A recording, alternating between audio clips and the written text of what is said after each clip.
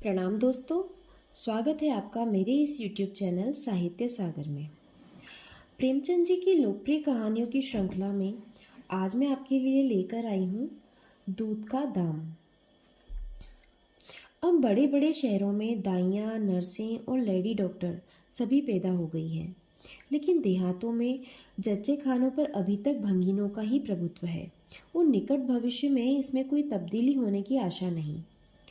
बाबू महेशनाथ अपने गांव के जमींदार थे, शिक्षित थे और जच्चे खानों में सुधार की आवश्यकता को मानते थे।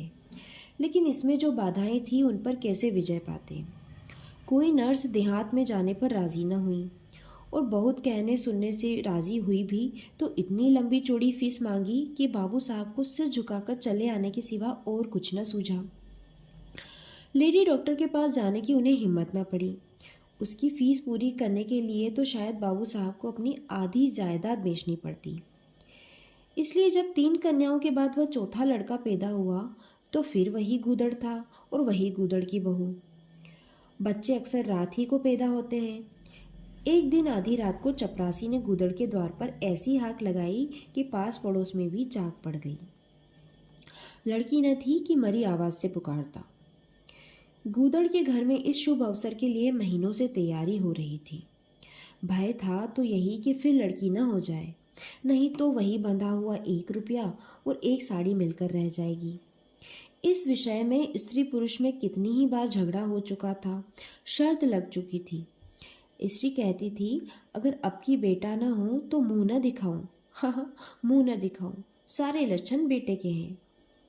और गूदड़ कहता था, देख लेना बेटी होगी और बीच खेत बेटी होगी। बेटा निकले तो मूछे मुड़ा लूं। हाँ, मूछे मुड़ा लूं। शायद गूदड़ समझता था कि इस तरह अपनी स्त्री में पुत्र कामना को बलवान करके वह बेटे की अवाई के लिए रास्ता साफ कर रहा है। भूंगी बोली, अब मूछ मुड़ा ले दाढ़ी जार, कहती थी बेटा होगा। सुनता ही नहीं था, अपनी ही रट लगाए जाता था। मैं आज तेरी मूछें मुंडूंगी, खूंटी तक तो रखूंगी ही नहीं। गूदड़ ने कहा, अच्छा मूंड लेना भली मानस, मुझे क्या फिर निकलेगी ही नहीं। तीसरे दिन देख लेना, फिर जो की त्यों। मगर जो कुछ मिलेगा उसमें आधा रख लूंगा, कह देता हूँ। भूंगी ने अंगूठा दिखाया और अपने 3 महीने के बालक को गूदड़ के सुपुर्द कर सिपाही के साथ चल खड़ी हुई। गूदड़ ने पुकारा, परी सुन तो, कहाँ भागी जाती है। मुझे भी बधाई बजाने जाना पड़ेगा, इसे कौन संभालेगा। भूंगी ने दूर से ही कहा, इसे वहीं धरती पर सुला देना, मैं आके दूध पिला जाऊंगी। महेशनाथ के यहाँ अब भूंगी की खूब खातिरदारियां होने लगी। सवेरे हरीरा मिलता, दोपहर को पूरियाँ और हलवा, तीसरे पहर को फिर और रात को फिर, और गूदड़ को भी भरपूर परोसा मिलता था। भूंगी अपने बच्चे को दिन रात में 1-2 बार से ज़्यादा न पिला सकती थी। उसके लिए ऊपर के दूध का प्रबंध था। भूंगी का दूध बाबू साहब का भाग्यवान बालक पीता था और यह सिलसिला 12वें दिन भी न बंद हुआ। मालकिन मोटी ताजी देवी थी, पर अब की कुछ ऐसा संयोग हुआ कि उन्हें दूध हुआ ही नहीं। तीनों लड़कियों की बार इतने इफरात से दूध होता था कि लड़कियों को बदहजमी हो जाती थी। अब की एक बूंद नहीं। भूंगी दाई भी थी और दूध पिलाई भी। मालकिन कहती, भूंगी हमारे बच्चे को पाल दे, फिर जब तक तू जिए बेटी खाती रहना। 5 बीघे माफ़ी दिलवा दूंगी, नाती पोते तक चैन करेंगे। और भूंगी का लाडला ऊपर का दूध हजम न कर सकने के कारण बार बार उल्टियाँ करता, दिन दिन दुबला होता जाता था। भूंगी कहती, बहूजी मुंडन में चूड़े लूंगी, कह देती हूँ। बहूजी उत्तर देती, हाँ हाँ चूड़े लेना भाई, धमकाती क्यों है। चांदी के लेगी या सोने के। वाह बहूजी, चांदी के चूड़े पहन के किसे मुंह दिखाऊंगी और किसकी हंसी होगी। अच्छा सोने के लेना भाई, कह तो दिया। और ब्याह में कंडा लूंगी और चौधरी के लिए हाथों के तोड़े। वह भी लेना, भगवान वह दिन तो दिखावे। घर में मालकिन के बाद भूंगी का राज्य था। महरियाँ, महाराजीन, नौकर चाकर सब उसके रोब मानते थे।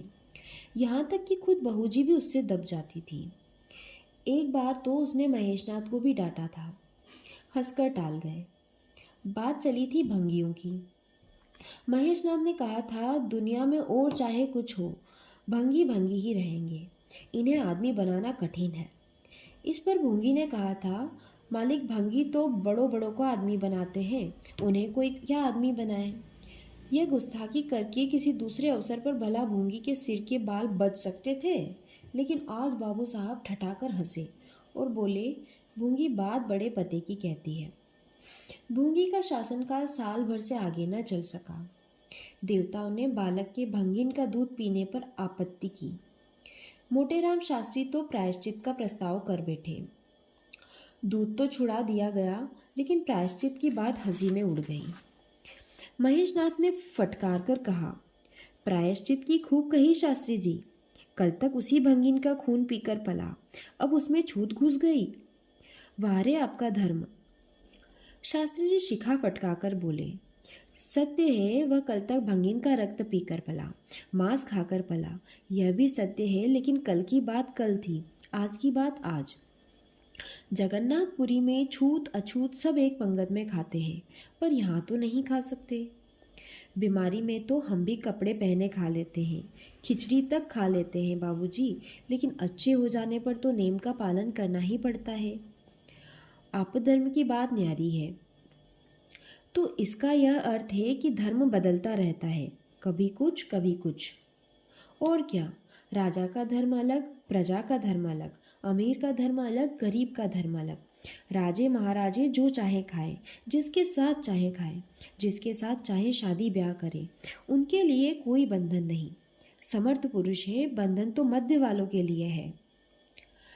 प्रायश्चित तो न हुआ, लेकिन भूंगी को गद्दी से उतरना पड़ा। हाँ, दान दक्षिणा इतनी मिली कि वह अकेले ले न जा सकी, और सोने के चूड़े भी मिले। एक की जगह 2 नई सुंदर साड़ियाँ, मामूली नैन सुख की नहीं, जैसी लड़कियों की बार मिली थी। इसी साल प्लेग ने जोर बांधा और गूदड़ पहले ही चपेट में आ गया। भूंगी अकेली रह गई, पर गृहस्थी ज्यों की त्यों चलती रही। लोग ताक लगाए बैठे थे कि भूंगी अब गई। फला भंगी से बातचीत हुई, फला चौधरी आए, लेकिन भूंगी न कहीं आई न कहीं गई। यहाँ तक कि 5 साल बीत गए और उसका बालक मंगल दुर्बल और सदा रोगी रहने पर भी दौड़ने लगा। सुरेश के सामने पिद्दी सा लगता था। एक दिन भूंगी महेशनाथ के घर का परनाला साफ कर रही थी। महीनों से गलीच जमा हो रहा था। आंगन में पानी भरा रहने लगा था। परनाले में एक लंबा मोटा बांस डालकर जोर से हिला रही थी। पूरा दाहिना हाथ परनाले के अंदर था कि एकाएक उसने चिल्लाकर हाथ बाहर निकाल लिया, और उसी वक्त एक काला सांप परनाले से निकलकर भागा। लोगों ने दौड़कर उसे मार तो डाला, लेकिन भूंगी को न बचा सके। समझे, पानी का सांप है, विषैला न होगा, इसलिए पहले कुछ गफलत की गई। जब विष देह में फैल गया और लहरें आने लगी, तब पता चला कि वह पानी का सांप नहीं, गेहूंवन था। मंगल अब अनाथ था। दिन भर महेश बाबू के द्वार पर मंडराया करता। घर में झूठन इतना बचता था कि ऐसे ऐसे 10-5 बालक पल सकते थे। खाने की कोई कमी न थी। हाँ, उसे तब बुरा ज़रूर लगता था जब उसे मिट्टी के कटोरों में ऊपर से खाना दिया जाता था। सब लोग अच्छे अच्छे बर्तनों में खाते हैं, उसके लिए मिट्टी के कटोरे। यूं उसे इस भेदभाव का बिल्कुल ज्ञान न होता था, लेकिन गांव के लड़के चिढ़ा चिढ़ा कर उसका अपमान करते रहते थे। कोई उसे अपने साथ खिलाता भी न था। यहाँ तक कि जिस टाट पर वह सोता था वह भी अछूत था। मकान के सामने एक नीम का पेड़ था। इसी के नीचे मंगल का डेरा था। एक फटा सा टाट का टुकड़ा, 2 मिट्टी के कटोरे और एक धोती, जो सुरेश बाबू की उतारन थी। जाड़ा, गर्मी, बरसात, हर एक मौसम में वह जगह एक सी आरामदेह थी। और भाग्य का बली मंगल झुलसती हुई लू, गलते हुए झाड़े और मूसलाधार वर्षा में भी जिंदा और पहले से कहीं स्वस्थ था। बस उसका कोई अपना था तो गांव का एक कुत्ता, जो अपने सहवर्गियों के जुल्म से दुखी होकर मंगल की शरण में आ पड़ा था। दोनों एक ही खाना खाते, एक ही टाट पर सोते। तबीयत भी दोनों की एक सी थी और दोनों एक दूसरे के स्वभाव को जान गए थे। कभी आपस में झगड़ा न होता। गांव के धर्मात्मा लोग बाबू साहब की इस उदारता पर आश्चर्य करते। ठीक द्वार के सामने 50 हाथ भी न होगा मंगल का पड़ा रहना उन्हें 16 आने धर्म विरुद्ध जान पड़ा। छी, यही हाल रहा तो थोड़े ही दिनों में धर्म का अंत ही समझो।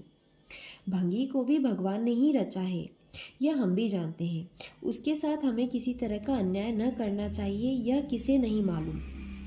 भगवान का तो नाम ही पतित पावन है, लेकिन समाज की मर्यादा भी कोई वस्तु है। उस द्वार पर जाते हुए संकोच होता है। गांव के मालिक है, जाना तो पड़ता ही है, लेकिन बस यही समझ लो कि घृणा होती है। मंगल और टॉमी में गहरी बनती थी। मंगल कहता, देखो भाई टॉमी, ज़रा और खिसक कर सो। आखिर मैं कहाँ लेटूं? सारा सारा टाट तो तुमने घेर लिया। टॉमी कूं कूं करता, दुम हिलाता और खिसक जाने के बदले और ऊपर चढ़ जाता एवं मंगल का मुंह चाटने लगता। शाम को वह एक बार रोज अपना घर देखने और थोड़ी देर रोने जाता। पहले साल फूस का छप्पर गिर पड़ा, दूसरे साल एक दीवार गिरी और अब केवल आधी आधी दीवारें खड़ी थी, जिनका ऊपरी भाग नोकदार हो गया था। यही उसे स्नेह की संपत्ति मिली थी। वही स्मृति, ही आकर्षण, वही प्यार उसे एक बार उस उजाड़ में खींच ले जाता था। टॉमी सदैव उसके साथ होता था। मंगल नोकदार दीवार पर बैठ जाता और जीवन के बीते और आने वाले स्वप्न देखने लगता और बार बार उछलकर उसकी गोद में बैठने की असफल चेष्टा करता। एक दिन कई लड़के खेल रहे थे। मंगल भी पहुंचकर दूर खड़ा हो गया। या तो सुरेश को उस पर दया आई या खेलने वालों की जोड़ी पूरी न पड़ती थी, कह नहीं सकते। जो कुछ भी हो, तजवीज़ की कि आज मंगल को भी खेल में शरीक कर लिया जाए। यहाँ कौन देखने आता है? क्यों रे मंगल, खेलेगा? मंगल बोला, ना भैया, कहीं मालिक देख लें तो मेरी चमड़ी उधोड़ दी जाएगी। तुम्हें क्या, तुम तो अलग हो जाओगे। सुरेश ने कहा, तो यहाँ कौन आता है देखने पे? चल, हम लोग सवार सवार खेलेंगे। तू घोड़ा बनेगा, हम लोग तेरे ऊपर सवारी करेंगे। मंगल ने शंका की, मैं बराबर घोड़ा ही रहूंगा या सवारी भी करूंगा, यह बता दो। यह प्रश्न टेढ़ा था। किसी ने इस पर विचार न किया था। सुरेश ने एक क्षण विचार करके कहा, तुझे कौन अपनी पीठ पर बिठाएगा, सोच। आखिर तू भंगी है कि नहीं? मंगल भी कड़ा हो गया। बोला, मैं कब कहता हूँ कि मैं भंगी नहीं हूँ, लेकिन तुम्हें मेरी ही माँ ने अपना दूध पिलाकर पाला है। जब तक मुझे भी सवारी करने को न मिलेगी, मैं घोड़ा न बनूंगा। तुम लोग बड़े चगड़ हो। आप तो मज़े से सवारी करोगे और मैं घोड़ा ही बना रहूं। सुरेश ने डांट कर कहा, तुझे घोड़ा बनना पड़ेगा, और मंगल को पकड़ने दौड़ा। मंगल भागा। सुरेश ने दौड़ाया। मंगल ने कदम और तेज किए। सुरेश ने भी जोर लगाया, मगर वह बहुत खा खा कर ठुलठुल हो गया था और दौड़ने में उसकी सांस फूलने लगी थी। आखिर उसने रुककर कहा, आकर घोड़ा बनो मंगल, नहीं तो कभी पा जाऊंगा तो बुरी तरह पीटूंगा। तुम्हें भी घोड़ा बनना पड़ेगा। अच्छा, हम भी बन जाएंगे। तुम पीछे से निकल जाओगे, पहले तुम घोड़ा बन जाओ, मैं सवारी कर लूँ, फिर मैं बनूंगा। सुरेश ने सचमुच चकमा देना चाहा। मंगल का यह मुतालबा सुनकर साथियों से बोला, देखते हो इसकी बदमाशी, भंगी है ना। तीनों ने मंगल को घेर लिया और उसे जबरदस्ती घोड़ा बना दिया। सुरेश ने चटपट उसकी पीठ पर आसन जमा लिया और टिक टिक करके बोला, चल घोड़े चल। मंगल कुछ देर तक तो चला, लेकिन उस बोझ से उसकी कमर टूटी जाती थी। उसने धीरे से पीठ सिकोड़ी और सुरेश की रान के नीचे से सरक गया। सुरेश महोदय लत से गिर पड़े और भोंपू बजाने लगे। माँ ने सुना, सुरेश कहीं रो रहा है। सुरेश कहीं रोए तो उनके तेज कानों में ज़रूर भनक पड़ जाती थी, और उसका रोना भी बिल्कुल निराला होता था, जैसे छोटी लाइन के इंजन की आवाज़। महरी से बोली, देख तो, सुरेश कहीं रो रहा है, पूछ तो किसने मारा है।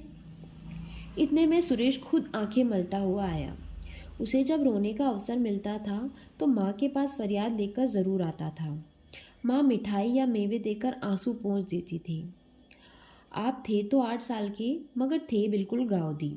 हद से ज़्यादा प्यार ने उसकी बुद्धि के साथ वही किया था जो हद से ज़्यादा भोजन ने उसकी देह के साथ। माँ ने पूछा, क्यों रोता है सुरेश, किसने मारा? सुरेश ने रोकर कहा, मंगल ने छू दिया। माँ को विश्वास न आया। मंगल इतना निरीह था कि उससे किसी तरह की शरारत की शंका न होती थी, लेकिन जब सुरेश कस्में खाने लगा तो विश्वास करना लाजमी हो गया। मंगल को बुलाकर डांटा, क्यों रे मंगल, अब तुझे बदमाशी सूझने लगी है? मैंने तुझसे कहा था सुरेश को कभी मत छूना, याद है कि नहीं? बोल। मंगल ने दबी आवाज से कहा, याद क्यों नहीं है? तो फिर तूने इसे छुआ क्यों? मैंने नहीं छुआ। तूने नहीं छुआ तो वह रोता क्यों था? गिर पड़े इसलिए रोने लगे। चोरी और सीना चोरी? देवी जी दांत पीसकर रह गई। मारती तो उसी दम स्नान करना पड़ता, छड़ी तो हाथ में लेनी ही पड़ती, और छूत का विद्युत प्रवाह इस छड़ी के रास्ते उसकी देह में पैवस्त हो जाता। इसलिए जहाँ तक गालियाँ दे सकी दी, और हुक्म दिया कि अभी अभी यहाँ से निकल जा। फिर जो इस द्वार पर तेरी सूरत नजर आई तो खून ही पी जाऊंगी। मुफ्त की रोटियां खाकर शरारत सूझती है। मंगल में गैरत तो क्या थी, हाँ डर था। चुपके से अपने सकोरे उठाए, टाट का टुकड़ा बगल में दबाया, धोती कंधों पर रखी और रोता हुआ वहां से चल पड़ा। अब वह यहाँ कभी ना आएगा। यही तो होगा कि भूखों मर जाएगा। क्या हरज है, इस तरह जीने से फायदा ही क्या? गांव में इसके लिए और कहाँ ठिकाना था। भंगी को कौन पहना देता? उसी खंडहर की ओर चला जहाँ भले दिनों की स्मृतियाँ उसके आंसू पोंछ सकती थी, और खूब फूट फूट कर रोया। उसी क्षण टॉमी भी उसे ढूंढता हुआ पहुंचा, और दोनों फिर अपनी व्यथा भूल गए। लेकिन जो जो दिन का प्रकाश क्षीण होता था, मंगल की ग्लानि भी क्षीण होती जाती थी। बचपन को बेचैन करने वाली भूख देह का रक्त पी पी कर और भी बलवान होती जाती थी। आंखें बार बार कसोरों की ओर उठ जाती। वहां अब तक सुरेश की झूठी मिठाइयाँ मिल गई होती, यहाँ क्या धूल फाके। उसने टॉमी से सलाह की कि खाओगे क्या टॉमी? मैं तो भूखा लेटा रहूंगा। टॉमी ने कूकू करके शायद कहा, इस तरह का अपमान तो जिंदगी भर सहना है। यूं हिम्मत हारोगे तो कैसे काम चलेगा? मुझे देखो ना, कभी किसी ने डंडा मारा, चिल्ला उठा, फिर जरा देर बाद दुम हिलाता हुआ उसी के पास जा पहुंचा। हम तुम दोनों इसलिए बने हैं भाई। मंगल ने कहा, तो तुम जाओ, जो कुछ मिले खा लो, मेरी परवाह ना करो।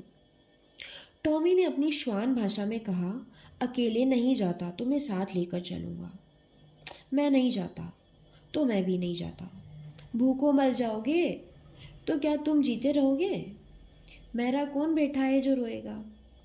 यहाँ भी वही हाल है भाई। क्वार में जिस कुतिया से प्रेम किया था उसने बेवफाई की, और अब कल्लू के साथ है। खैरियत यही हुई कि अपने बच्चे लेती गई, नहीं तो मेरी जान गाड़े में पड़ जाती। 5-5 बच्चों को कौन पालता? एक क्षण के बाद भूख ने एक दूसरी युक्ति सोच निकाली। मालकिन हमें खोज रही होगी। मालकिन हमें खोज रही होगी क्या टॉमी? और क्या, बाबूजी और सुरेश खा चुके होंगे। कहार ने उनकी थाली से झूठन निकाल लिया होगा और हमें पुकार रहा होगा। बाबूजी और सुरेश दोनों की थालियों में घी खूब रहता है, और वह मीठी मीठी चीज़, हाँ मलाई, सब का सब घूरे पर डाल दिया जाएगा। देखिए, हमें खोजने के लिए कोई आता है। खोजने कौन आएगा? क्या कोई पुरोहित हो? एक बार मंगल मंगल होगा और बस थाली प्रणाली में उड़ेल दी जाएगी। अच्छा, तो चलो चलें, मगर मैं छिपा रहूँगा। अगर किसी ने मेरा नाम लेकर न पुकारा तो मैं लौट आऊँगा, ये समझ लो। दोनों वहाँ से निकले और आकर महेशनाथ के द्वार पर अंधेरे में दबक कर खड़े हो गए। मगर टॉमी को सब्र कहाँ। वह धीरे से अंदर घुस गया। देखा, महेशनाथ और सुरेश थाली पर बैठ गए हैं। बरोठे में धीरे से बैठ गया, मगर डर रहा था कि कोई डंडा न मार दे। नौकर में बातचीत हो रही थी। एक ने कहा, आज मंगलवा नहीं दिखाई देता। मालकिन ने डांटा था, इससे भागा है शायद। दूसरे ने जवाब दिया, अच्छा हुआ निकाल दिया गया, सवेरे सवेरे भंगी का मुंह देखना पड़ता था। मंगल और अंधेरे में खिसक गया। आशा गहरे जल में डूब गई। महेशनाथ थाली से उठ गए। नौकर हाथ धुला रहा था। अब हुक्का पिएंगे और सोएंगे। सुरेश अपनी माँ के पास बैठा कोई कहानी सुनता सुनता सो जाएगा। गरीब मंगल की किसे चिंता है। इतनी देर हो गई, किसी ने भूल से भी नहीं पुकारा। कुछ देर तक वह निराश सा वहाँ खड़ा रहा। फिर एक लंबी सांस खींचकर जाना ही चाहता था कि कहार पत्तल में थाली का जूटन ले जाता नजर आया। मंगल अंधेरे से निकलकर प्रकाश में आ गया। अब मन को कैसे रोके। कहार ने कहा, अरे तू यहाँ था। हमने समझा कि कहीं चला गया। ले खा ले, मैं फेंकने जा रहा था। मंगल ने दीनता से कहा, मैं तो बड़ी देर से यहाँ खड़ा था। तो बोला क्यों नहीं? मारे डर के। अच्छा ले खा ले। उसने पत्तल को ऊपर उठाकर मंगल के फैले हाथों में डाल दिया। मंगल ने उसकी ओर ऐसी आंखों से देखा जिसमें दीन कृतज्ञता भरी हुई थी। टॉमी भी अंदर से निकल आया था। दोनों वहीं नीम के नीचे पत्तल में खाने लगे। मंगल ने एक हाथ में टॉमी का सिर सहलाकर कहा, देखा, पेट की आग ऐसी होती है। यह लात की मारी हुई रोटियां भी न मिलती तो क्या करते? टॉमी ने दुम हिला दी। सुरेश को अम्मा ने पाला था। टॉमी ने फिर दुम हिलाई। लोग कहते हैं दूध का दाम कोई नहीं चुका सकता, और मुझे दूध का यह दाम मिल रहा है। टॉमी ने फिर दुम हिलाई।